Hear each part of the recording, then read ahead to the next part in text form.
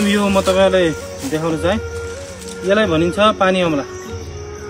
यो तराईतिर चाहिँ हुँदैन, अलि पहाडी मध्य पहाडी भेगतिर यो खोलाको छेउछाउमा यो पानी अमला भन्ने फल्छ हैन। यो हेर्नु यस्तो एकदम पानीबाट बनेको दाना जस्तो छ। यो आजभन्दा केही वर्ष अगाडि हाम्रो चाहिँ पुर्खाहरूले यसको सबभन्दा धेरै अत्याधिक प्रयोग चाहिँ मान्छेमा फिभर आउँदाखेरि ज्वरो घटाउनलाई यसले प्रयोग गरिन्थ्यो। किनकि यसले यो खाएपछि एकदम शरीरमा शीतलता पैदा गर्ने नामै यसको पानी अमला भएको कारणले पनि त्यो गर्नु भएको होला। अब त्यो पुरानो कुराहरू यसो बुझ्दाखेरि अध्ययन गर्दाखेरि यो मुख्यतया शरीरमा आउने ज्वरो कम गर्नलाई यसो प्रयोग गरिन्थ्यो। यो झुसिलो हुन्छ हेर्नु बाहिर यो हैन। अब यसमा अधिकतम पानीको मात्रा हुन्छ। यसमा भिटामिन सीहरू भिटामिन B12 पनि पाउँछ भन्ने कुरा।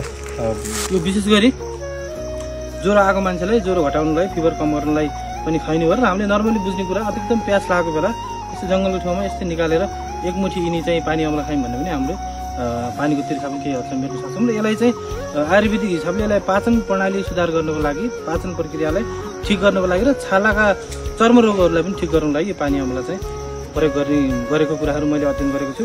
यो यसरी चाहिँ यो बाहिरको जुस फालिसकेपछि यसलाई यसरी सकिन्छ, तपाईँ हेर्न सक्नुहुन्छ। खाना पनि अत्यन्त मिठो र एकदम धन्यवाद। यो एकदम महत्त्वपूर्ण जानकारी हो। धेरै कुरालाई यहीँको मान्छेलाई पनि यो हामीले बाटैभरिदेखि यो जङ्गल भरि छ यो हेर्नु, यसको बारेमा जानकारी थाहा छैन होला भनेर मैले केही यो बारेमा पहिला पनि सुनेको थिएँ र थोरै अध्ययन गरेका कारणले यो कुराहरू म तपाईँहरूसँग जानकारी गरेँ। हस् त, धन्यवाद। पानी अमला।